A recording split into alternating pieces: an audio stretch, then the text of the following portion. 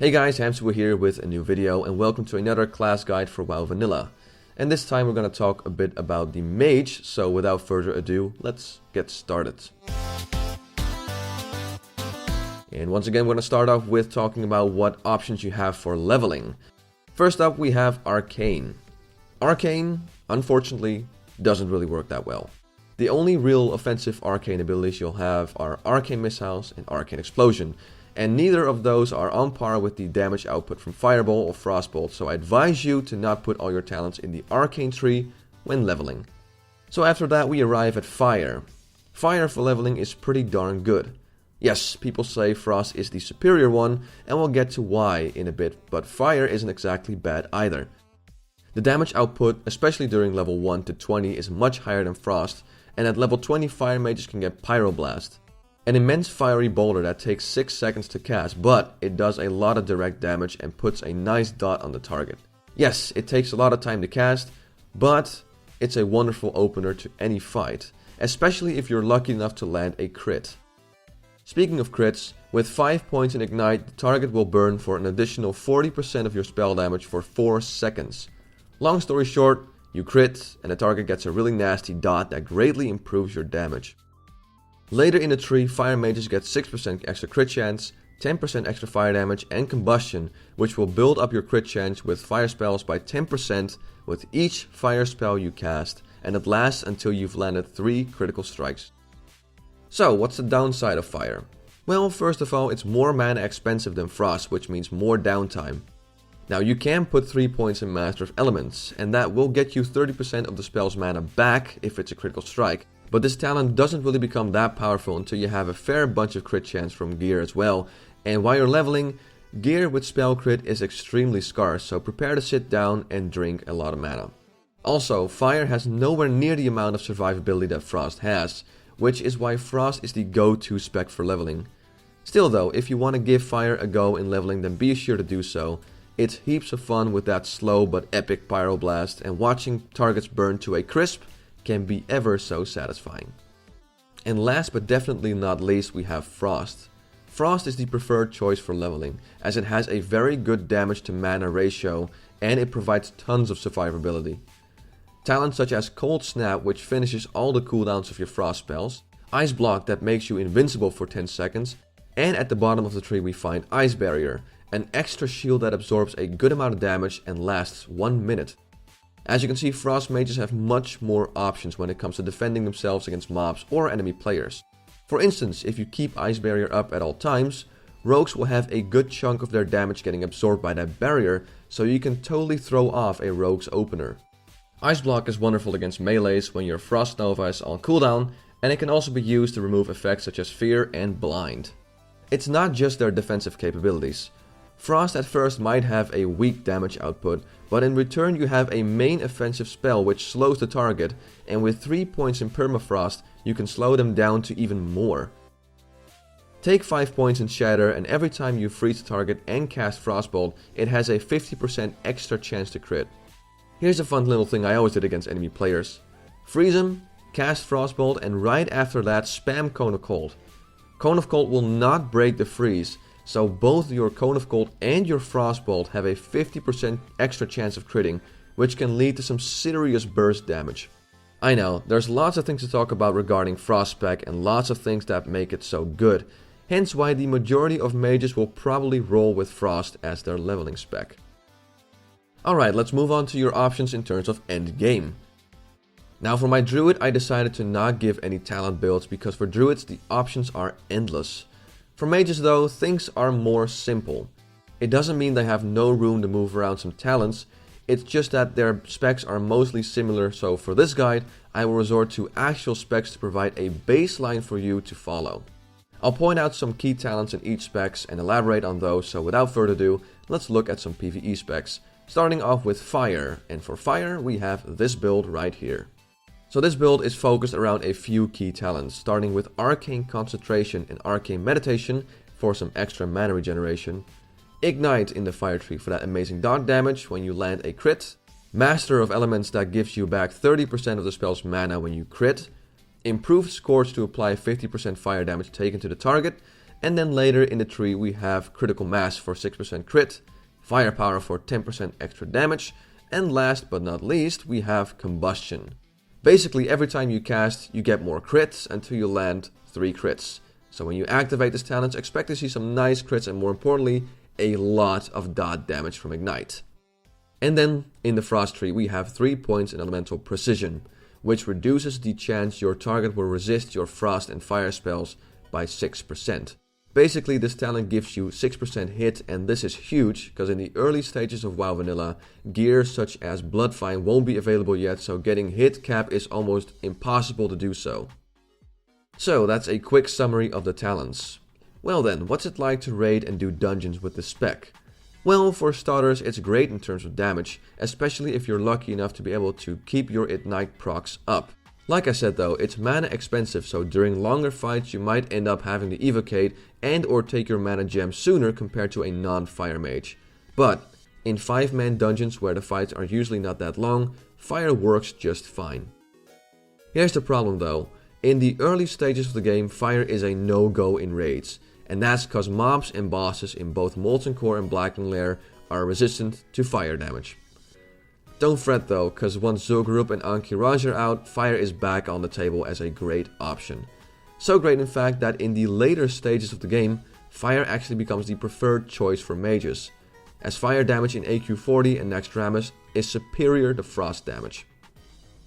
So in a nutshell, it's great in terms of DPS but mana expensive, and it's unfortunately not viable in raids such as Molten Core and Blackwing Lair.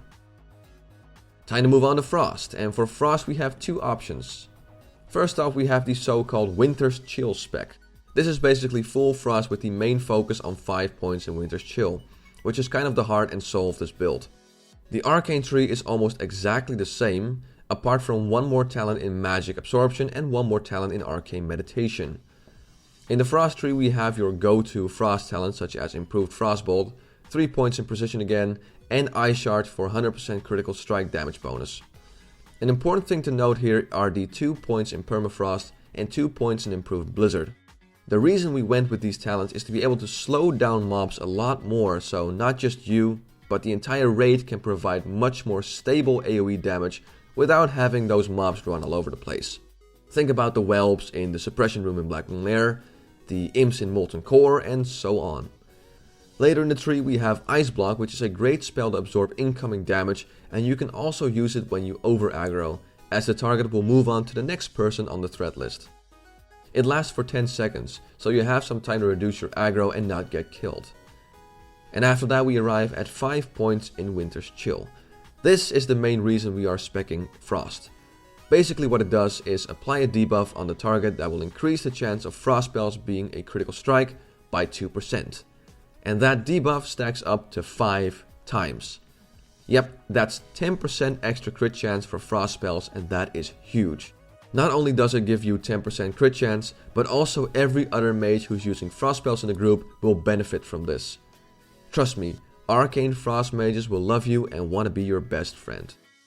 In an ideal situation, there will be 1 mage in the raid with this spec, and the rest of the mages will have Arcane Frost so they can still benefit from that 10% crit chance. And yes, if you're the designated Winter's Chill mage, so to say, you will do less DPS compared to the other mages, but think of yourself as a support class like a Balanced Druid or something similar. You're not gonna top the DPS charge, but you are increasing the overall raid damage by applying that buff. And then last but not least, we have Ice Barrier to soak up some damage should you get hit by something. So in a nutshell, this spec is more mana efficient compared to Fire. It's great for AoE because you slow down targets a lot more than the equivalent Fire Mage. It has more survivability because you have Ice Block and Ice Barrier. You provide great support with that Winter's Chill buff, but your own damage is not that great. And remember, in this spec you'll do almost nothing else but spam Frostbolt, so it is a little boring. So the other frost damage option is Arcane Frost. In the beginning stages of raiding, this will be the go-to choices for mages, as there's plenty of damage buffs and talents to make you last longer. Talents such as Arcane Meditation for extra mana regeneration, Arcane Mind for 10% extra mana, Presence of Mind which makes your next spell an instant cast, Arcane Instability for 3% extra spell damage and 3% crit, and last but not least Arcane Power, which when activated makes your spells deal 30% more damage, but they also cost 30% more mana. As you can see, there are some great passive buffs, and with that arcane power and presence of mind, you can do some really great burst damage when needed. Moving on to the Frost tree, where we have similar talents compared to the Winter's Chill build, but we're missing Permafrost, Improved Blizzard, and 1 point in Arctic Reach. So like I said, this is probably going to be the go-to spec for mages, as it has high damage output, it's much more mana efficient compared to Frost or Fire, and there's great burst damage potential with that arcane power and presence of mind. However, it's not as stable in terms of AoE because we lack Permafrost and Improved Blizzard, so that's one thing to keep in mind. So those are the PvE specs. Let's move on to what options you got in PvP, shall we? So in PvP, let's start off with the go-to spec for mages, and that is Frost spec. For this build, you can see we made some different choices compared to the PvE builds, such as 2 points in Magic Attunement, 2 points in Arcane Explosion, and at the end we have that ever so important 2 points in Improved Counterspell, which basically silences the target for 4 seconds. In the Frost tree we have some different choices, including 2 points in Improved Frost Nova, and then later in the tree 5 points in Shatter. Those 5 points will give you 50% extra crit chance against frozen targets. This opens up all kinds of possibilities for amazing burst damage. Now I already talked about how you can use both Cone of Cold and Frostbolt on a frozen target and get some nasty damage. And at level 60 with some decent gear, you can easily do around 2000 damage with this combo. And that's more than half of the HP gone of the average level 60, so it's extremely powerful. It's also one of the reasons we went with 3 points in Cone of Cold to make it do more damage, and like the PvE spec we have Ice Block again. Now Ice Block isn't just great for absorbing damage, it also works against removing debuffs on you like Fear or Blind, so we definitely want that. And last but not least we have Ice Barrier, which, like I said before, gives you a nice extra shield to absorb some extra damage from mobs or enemy players. So in a nutshell, for Frost we have excellent survivability because of talents such as Ice Block and Ice Barrier, many CC abilities including Frostbite, and the fact that you can reset all your Frost cooldowns with Cold Snap allows for double Frost Nova, and it's very mana efficient as you won't have to rely on just mana shield for absorbing damage. Keep in mind though that being Frost, your main spell is Frostbolt, which is a 2.5 second cast, so it is kind of vulnerable for interrupts such as another mage's counterspell or Earth Shock or something like that, so yeah, keep it in mind. The next spec on our list is the so-called POM Pyro spec. Yep, this fun build that was used by people such as the Alliance Mage in that ever so legendary Big Blue Dress video is not just a gimmick. It's a wonderful spec in PvP. The talents in the Arcane tree are almost identical to the Frost spec, apart from extra talents which are 3 points in Arcane Meditation, and of course 1 point in Presence of Mind for that killer instant Pyroblast combo that makes this spec so deadly. In the Fire tree we have 3 points in Improved Fire Blast, and the reason for that is that Fire Blast itself is a wonderful spell. It's instant damage, meaning no bolt or something that takes time to hit the target. It's an instant cast and actually does a fair bit of damage, so being able to use that more often is wonderful in PvP. Some more key talents to take into consideration are the 2 points in Burning Soul, that works wonders against pushback effects, and then below Pyroblast we have Blast Wave. Again, a great instant cast that does a fair bit of AoE damage, and more importantly it dazes the target for 6 seconds, so it's excellent against melee classes and when you want to gain some distance. So for the POM Pyro spec we have great burst capabilities, good CC abilities with talents such as Blast Wave, and the fact that you don't have to rely on Fireball as your main source of damage output because you have Scorch, a 1.5 second cast that does instant damage and with a little luck can set off some nice ignite damage on the target. A thing to keep in mind though is that you won't have as much survivability as a Frost Mage as you don't have Ice Block or Ice Barrier for instance. Then we arrive at the 3-minute specs, starting off with Arcane Frost. This spec focuses around one move: freeze the target, pop all your cooldowns and hope for a crit. That's it. It's a very simplistic spec, but with some decent spell damage gear and a trinket you can do massive Frostbolt crits against the target.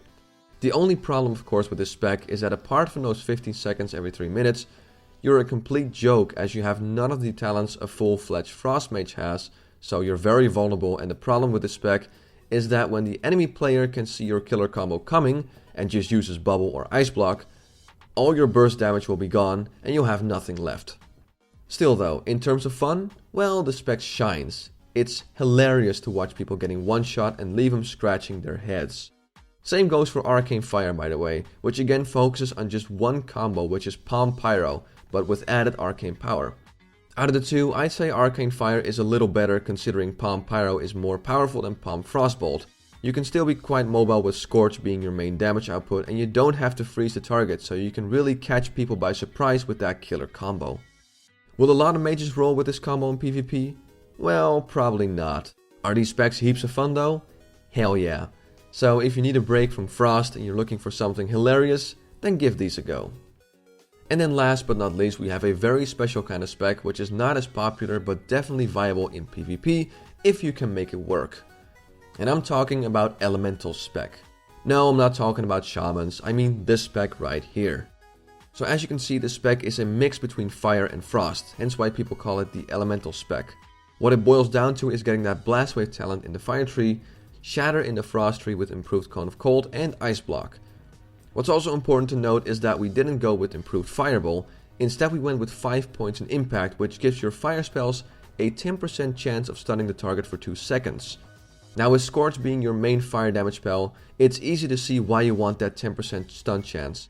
I honestly don't have a lot of experience with this spec, but I've seen several mages who make it work in PvP. It's very skill based and takes time to master, but if you do, you'll become an extremely versatile mage and a serious competitor in PvP. Well, that's all for now for the mage guide. It's a bit of a shame that us mages are limited in terms of specs for raiding because, like I said earlier, fire is a no-go for raids such as Blackening Lair or Molten Core, so we're gonna have to resort to Frost specs for those raids. At least in the later stages of the game, fire is viable, and for PvP the mages have a lot of options to choose from, so you'll never have to be stuck with just one spec. Just like my druid guide, I'd like to remind you that at the end of the day, you should choose what spec is most fun to you. Arcane Fire might not be better in PvP than Frost, but if you have way more fun with that spec, then be the best Arcane Fire mage you can be. As always, I want to thank you for watching this video. I'm Hamsterwheel, and have a good one.